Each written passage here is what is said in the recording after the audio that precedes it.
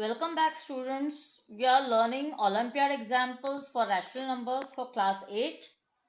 So let's begin. We have already covered first 10 examples. Today we will be doing 5 more examples.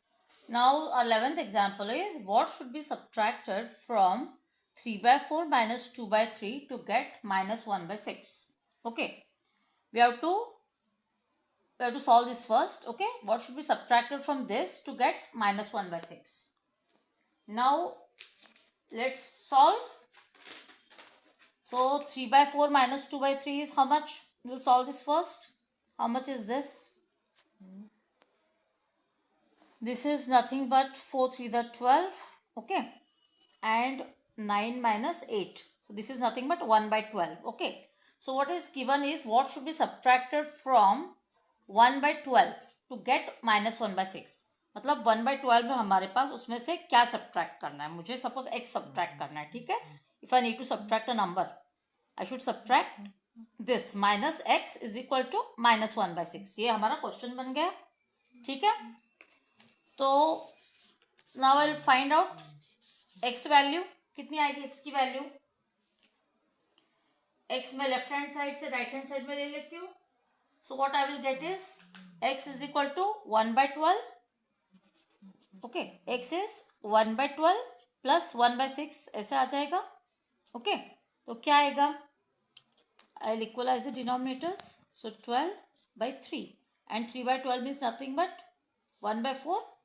ठीक है. तो ये वाला option correct है. Okay. Now I will move to the next example. Next example क्या है मेरा? If x is equal to minus 4 by 11 then which rational number lies between x and modulus of x? अभी x की value कितनी है? Minus 4 by 11. तो modulus of x कितना होगा? I have to just remove the negative sign. ठीक है. तो मेरा आंसर होगा 4 by 11. ठीक है. तो मुझे 4 by 11 और माइनस 4 by 11 के बीच के नंबर्स फाइंड करने हैं. ठीक है. x and modulus of x, मतलब ये मेरा x है और ये माइनस. देखो x इस तरह से है. ठीक है. तो मॉड्यूलस ऑफ x कितना होगा? मॉड्यूलस ऑफ x मुझे साइन निकाल देनी पड़ेगी. ठीक है. तो इन दोनों के बीच के नंबर्स फाइंड करने हैं मुझे. तो देखो डिनोमिनेटर 11 चाहिए. कितने हैं डिनोमिनेटर? 11 वाले एक ही है, उसे मैं चेक कर देती हूँ. माइनस 2 by 11 आएगा इन दोनों के बीच में, आएगा. Right. So this is the answer. Fine. Now I will move to the next example. Will solve the 13th example.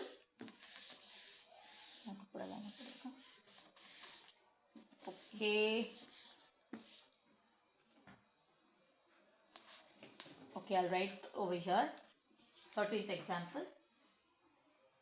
If x is equal to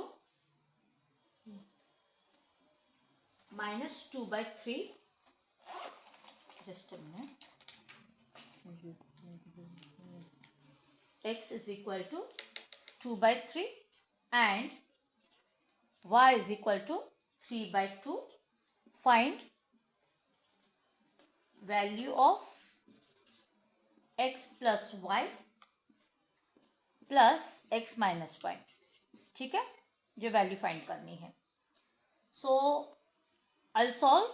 x is how much? 2 by 3 और x plus Y कितना होगा? फिर I have to add both the numbers. तो x plus y कर देती हूँ मैं पहले. 2 by 3 प्लस 3 by 2 कितना होगा? ये 6 by 4 plus 9, that is nothing but 13 by 6. ठीक है. x प्लस वाई मेरा 13 by 6 है. सिमिलरली x माइनस वाई क्या आएगा? 2 by 3 माइनस 3 by 2 आएगा. ठीक है. ये कितना आएगा? 6. 4 minus 9, तो ये कितना आया मेरा? Minus 5 by 6. ठीक है. तो मुझे ये दोनों ऐड करने हैं.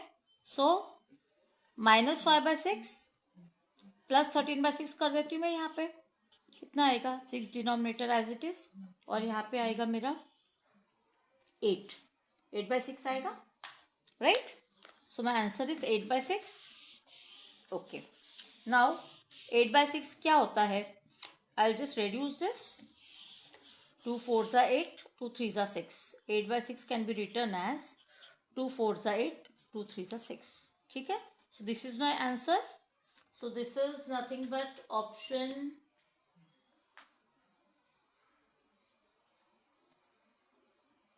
okay. It was not plus, it was division. Sorry, it was division actually. Okay, no problem. Even if it's plus, okay, it's 4/3. Fine, no issues. Now we'll solve the next example.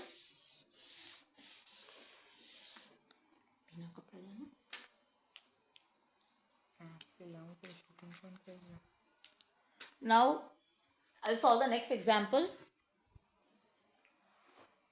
See, the next example is a word problem. It says Priya earns rupees 18,000, okay, per month. इतना कमाती है वो, ठीक है. This is the 15th example.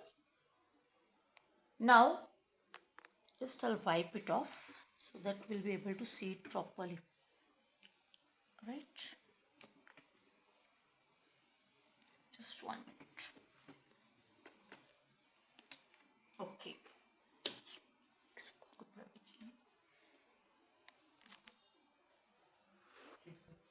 Now Priya earns 18,000 per month, ठीक है. 18,000 earn करती है वो. 18,000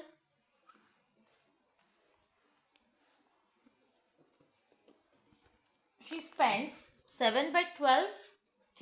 देखो 7/12 वो किस पे डालती है. she spends 7/12 on household, ठीक है.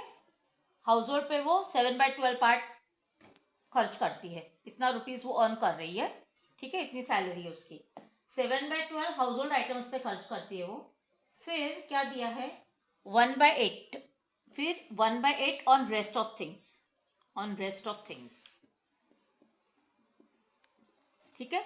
सैलरी कितनी है उसकी 13th एग्जाम्पल में. सैलरी 18,000 दिया है. फिर 7/12 हाउसहोल्ड पे खर्च होता है. 1/8 on rest of things. The amount she saves. The amount she saves. कितना बचा उसके पास ये पूछा है, ठीक है. तो क्या करना पड़ेगा. 18,000 रुपीज है उसका सैलरी. अभी उसमें से 7/12 उसने खर्च किस पे किए, हाउसहोल्ड पे. और 1/8 और खर्च किए उसने, ठीक है. तो टोटल कितने खर्च किए एक्सपेंस में, वो पहले फाइंड आउट करती हूँ मैं. कितना होगा ये. 12 96. पहले तो मैं एक काम करती हूँ, इसको सॉल्व कर लेती हूँ. ऐड कर देती हूँ दोनों को. 7/12 प्लस 1/8. तो एलसीएम लेती हूँ मैं. 8 3 = 24. ऐसा कर दो, क्रॉस मल्टीप्लाई करके डिनोमिनेटर बढ़ जाएगा हमारा. तो 8 3 = 24, 12 2 = 24. इस तरह से एलसीएम लेती हूँ मैं. तो कितना आएगा ये 14/24 प्लस 3/24, ठीक है. तो कितना आया ये 17/24 आया. मतलब इतना उसका एक्सपेंस है. तो कितना बचा उसके पास, 1 - 17/24. इतना रिमेन, ठीक है. इतने पैसे उसके पास बचे. रिमेनिंग कितना आया ये 1 - 17/24. सो 24 - 17/24. तो ये कितना है, ठीक है. 7/24 बचा उसके पास, सेविंग है उसका. अभी 7/24 कितने रुपीस का. 7/24 18,000 रुपीज का, ठीक है. तो 7/24 इंटू उसका सैलरी. तो 7/24 मैं मल्टीप्लाई करूंगी उसके साथ. 7/24 इंटू 18,000, ठीक है, is equal to how much. That is my answer. तो डिवाइड करते हैं उसको. 6 3 = 18. 3,000 आ जाएगा. 6 4 = 24. सो वापस 4 से डिवाइड करती हूँ. 4 7 = 28. 2 रिमाइंडर होएगा. 4 5 = 20. ओके. तो 7 × 750 आएगा ये. तो ये कितना है 7 5 = 35. 7 7 = 49. 50 51 52, ठीक है. 5250. तो ये एक ऑप्शन है हमारे पास. आंसर में है ऑप्शन ये. This is a B option. That is 5250. ठीक है, अभी एक अचीवर सेक्शन का एग्जाम्पल करा देती हूँ मैं. Okay, this is very simple. This is your 20th example, achiever section. Very simple. Now you have learned those properties of rational numbers, right? I have taught you. From that you will be able to solve very quickly. Now which of the following option holds true? This is given. They have given us three things. Let's note it down.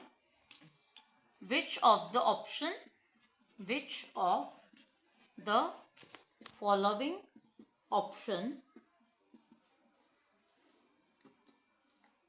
options hold? Okay, क्या दिया उसने, देखो statement 1. First statement में ऐसा कहा है, rational numbers are closed under division. बस are closed under division. ठीक है, ये एक स्टेटमेंट है. फिर स्टेटमेंट 2 दिया है उसने. स्टेटमेंट 2 इज एन एग्जाम्पल जो उसने सॉल्व करने को बोला है, वो हमें सॉल्व करना पड़ेगा. So that is the value of, देखो ये है expression, -7/18 into 15/-7 in one bracket, -1 into 1/4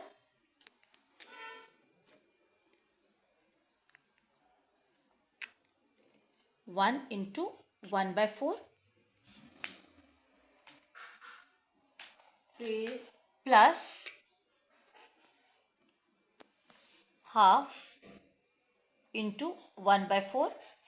ठीक है, ये एक ब्रैकेट में है, ये भी एक ब्रैकेट में है. ठीक है, 1 इंटू 1/4 और इज 17/24.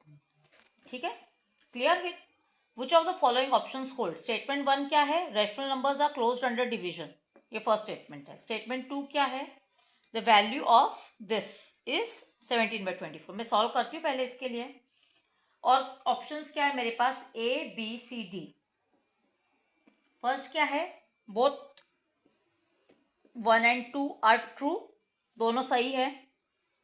फिर दूसरा है 1 is true, second is false. Third option है मेरा statement 1 is false but statement 2 is true. फिर लास्ट ऑप्शन है बोथ 1 and 2 आर फॉल्स. ठीक है, ये बी वाला ऑप्शन क्या था, 1 is true and 2 is false. ठीक है, अभी देखते हैं क्या ऑप्शन है. पहले तो देखो, rational numbers are closed under division, ये ट्रू है कि फॉल्स है, ये फॉल्स है. They are not closed under division. ठीक है, डिवीजन अगर करते हैं रैशनल नंबर्स का तो उसका आंसर रैशनल नंबर आएगा, इसकी कोई गारंटी नहीं. It might not be there. So ये ऑप्शन तो फॉल्स है. तो 1 and 2 तो स्टेटमेंट 1 इज, ठीक है, तो ये वाला जो ऑप्शन है, तो ये ऑप्शन तो कोई काम का नहीं है. बोथ आर ट्रू वाला तो देखते हैं. फिर 1 इज फॉल्स, ये तो फॉल्स हो गया हमारा, तो ये ऑप्शन नहीं चलेगा. 1 इज ट्रू वाला भी नहीं चलेगा. अभी 1 इज फॉल्स ये वाला सही है. अभी ये दोनों में से कोई एक ऑप्शन है. अभी ये क्या आंसर आता है वो हमें सॉल्व करना पड़ेगा. ठीक है, या तो सी या डी. 1 इज फॉल्स करेक्ट है ये. अभी देखते हैं ये सॉल्व करते हैं कैसे करते हैं. 7 1 7, 7 1 7, माइनस माइनस से तो प्रॉब्लम नहीं है. मैं सॉल्व करती हूँ यहाँ पे.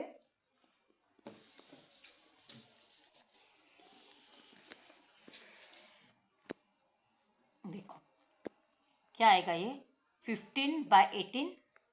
ठीक है, 7 और 7 कैंसिल हो गया है.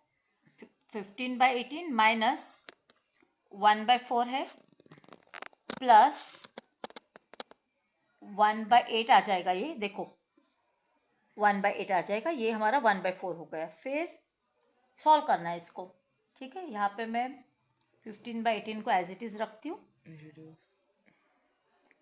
इसको मैं 2 करती हूँ पहले, ठीक है। -1/8, 2/8 हो जाएगा ये, +1/8, तो कितना आया ये मैं रेड्यूस करूँगी, ठीक है। 3 5 15, 3 6 18, तो ये कितना आया 5/6, और ये कितना आया -2 + 1 मतलब -1/8, ठीक है। अभी 6 8 और कुछ रेड्यूस हो सकता है क्या, एक मिनट देखते हैं, हमने कुछ तो साइन में गड़बड़ की है। 15/18 था, 3 5 15, 3 6 18, -2/8,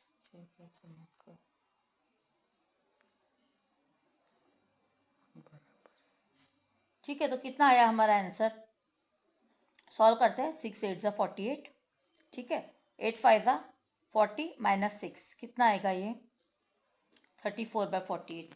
I'll reduce this, okay, let's solve it। 2 17 34 आएगा, 2 2 4, 2 4 8, 17/24 आंसर है मेरा। सो ये ट्रू है, सो स्टेटमेंट 2 इज ट्रू, तो मेरा सी ऑप्शन करेक्ट है, okay. This is my C option. Statement 1 is false but this is true, so C option is correct. So this was our last example for today, okay.